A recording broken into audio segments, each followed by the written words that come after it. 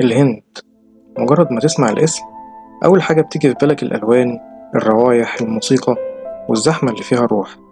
الهند بلد عمرك ما تقدر تحطها في كلمة واحدة، عشان هي مش بلد، هي قارة لوحدها. تخيل نفسك ماشي في شوارع زحمة، حواليك أصوات عربيات وروايح أكل بهارات بتشدك من بعيد.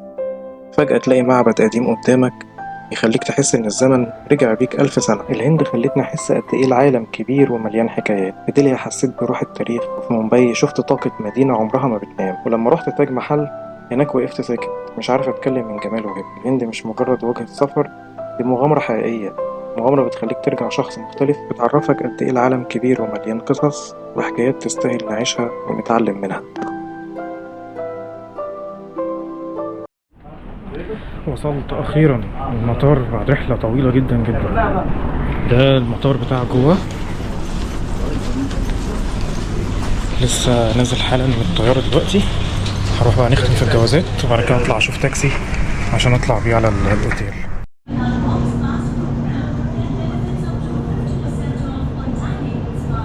انا كنت متخيل ان المطار هيكون يعني قديم او مش نظيف، يعني زي ما بنسمع عن الهند كده، ولكن والله المطار جميل جدا، المطار نظيف جدا. بصوا المطار نظيف جدا، الدنيا فيها نظام على عكس المتوقع، يعني كنتش متوقع كده نهائي يعني، ولكن انا شايف الدنيا كويس. خلينا نكمل للاخر. هطلع اخد تاكسي لغاية الفندق، هي مسافة كبيرة حوالي 35 او 40 كيلو، مسافة كبيرة. طبعا الوقت متأخر، الساعة دلوقتي 2:30 صباحا، فيلا ناخد التاكسي وربنا يستر.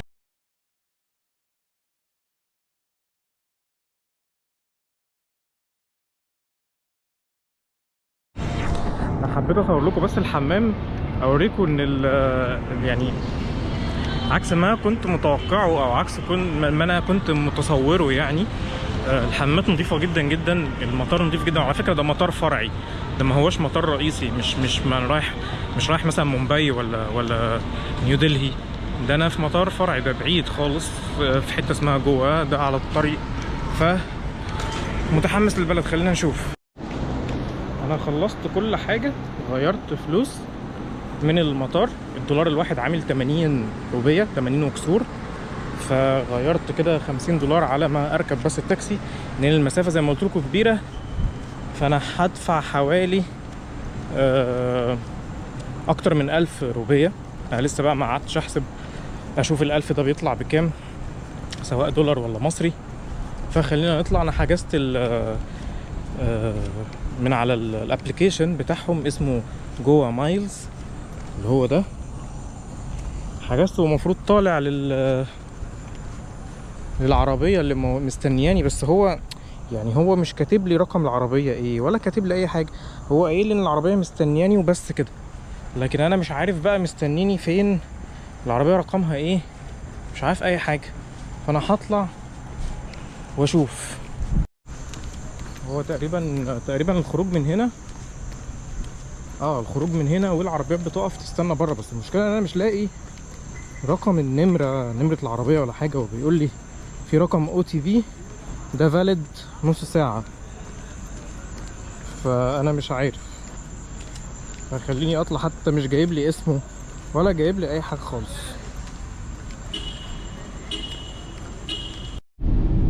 جبت بقى خلاص التاكسي اهو، طالعين على الفندق، لسه خارجين اهو من المطار. والدنيا زي ما انتم شايفين كلها كحل، يعني مفيش حد غيرنا اساسا ماشي. فيلا بينا ربنا يستر. بس يا جماعة الطريق كله طول ما احنا ماشيين هو مفيش غيرنا، والطريق صغير جدا، ويعني ده رايح جاي كمان يعني الطريق ده. بس بقرة واقفة اهي، البقرة ليها احترامها هنا. ولسه قدامنا تقريبا نص ساعة علشان نوصل، ربنا ييسر. وصلت اهو المكان، طبعا مفيش حد موجود، وانا كلمته علشان يجي واعمل تشيك ان. انا كنت مربط معاه من بدري علشان عارف ان انا هاجي متأخر، فانا كلمته ومستنيه بقى. ده المكان يعني عامة مش احسن حاجة، ولكن يعني هي نومة بس كده، يوم او يومين هصور لكم المكان من جوه ان شاء الله. هي دي بقى الأوضة، أوضة عادية خالص، مروحة بس هي عشان التكييف أغلى شوية. حتى بص الدولاب اللي هو البلاستيك ده الحمام. هنا بلكونة صغيرة، يعني أوضة مش باينة أصلا، مش منورة أهي.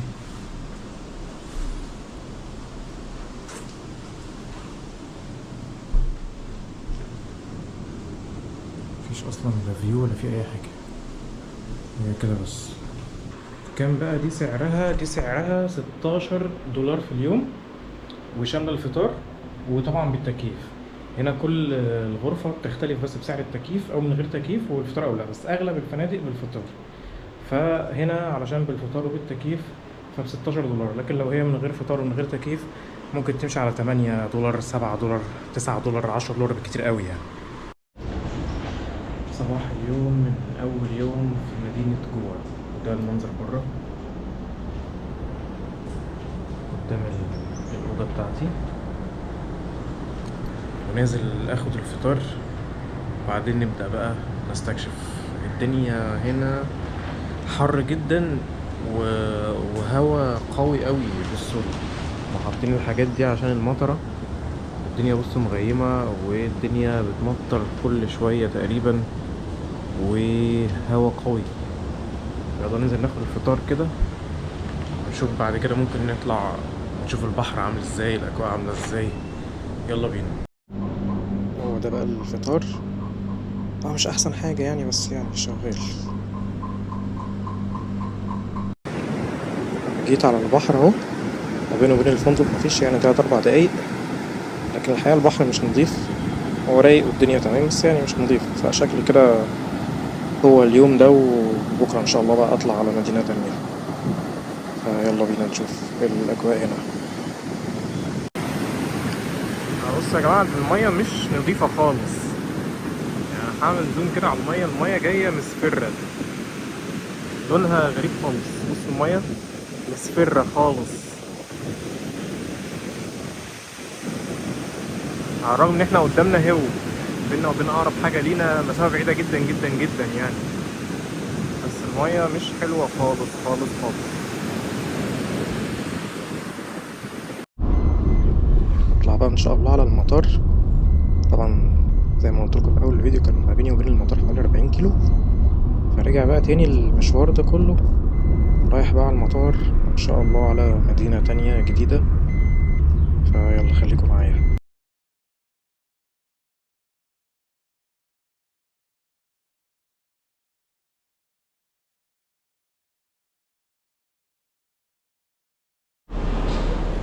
ده مطار مومباي. وصلت مومباي من جوه، قعدت بس ليلة واحدة في جوه، وبعدين طلعت بقى على مومباي المدينة المزدحمة. ده المطار بتاعها، ده المطار الداخلي. هطلع دلوقتي اشوف اركب ايه واطلع الاوتيل اسيب حاجتي، وننزل بقى نتغدى ونستكشف مومباي ان شاء الله. المترو عندهم يا جماعة نضيف والله، يعني شبه المترو اللي في ماليزيا، نفس الشكل بالظبط. المترو عندهم نضيف جدا والله، شبه المترو اللي موجود في دبي كمان بالظبط، نفس التفاصيل. المترو عندهم نضيف جدا.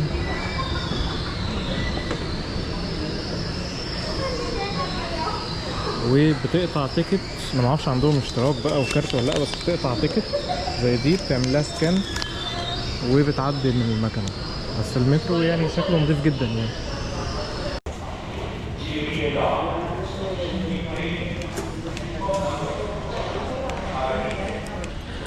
المترو الحقيقه نضيف جدا جدا يعني، ومش زحمه خالص. فتجربة المترو جميلة جدا يعني، بعكس الفكرة اللي الواحد واخدها عن الهند ان هي كل حاجة فيها فاشلة وكل حاجة بايظة. لكن الحقيقة يا المترو ممتاز جدا. تذكرة المترو مش غالية، تذكرة المترو انا ركبت 6 محطات ب60 روبية، 60 روبية ب40 روبية. 40 روبية دي يعني تقريبا نص دولار. الدولار ب 80 82 روبية، فسعر تذكرة المترو نص دولار 40 روبية. فطبعا المترو ممتاز جدا، وانت بتدفع على حسب المحطة اللي انت رايحها، بتقولك على الكاونتر انت هتدفع كام.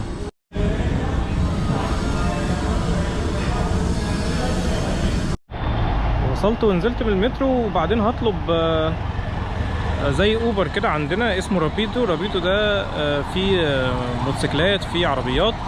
فعلشان طبعا مسافة طويلة والمفروض ان انا لو هاخد مواصلات فهاخد باص زي الباصات دي كده.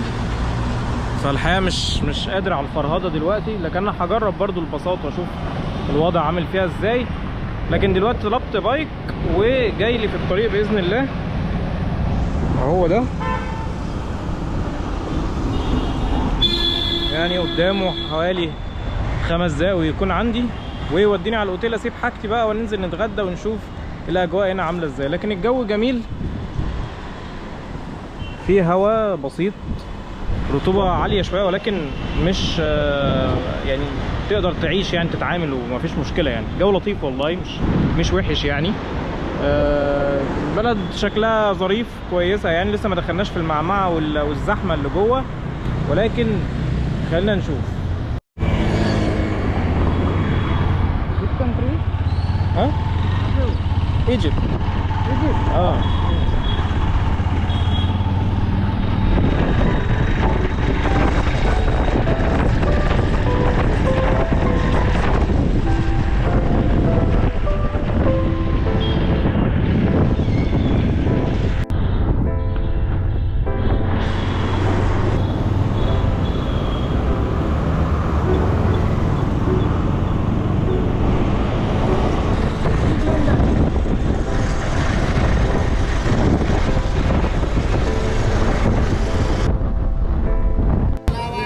وصلت بقى عند الانديا جيت، بس هي فيها ترميمات وكده.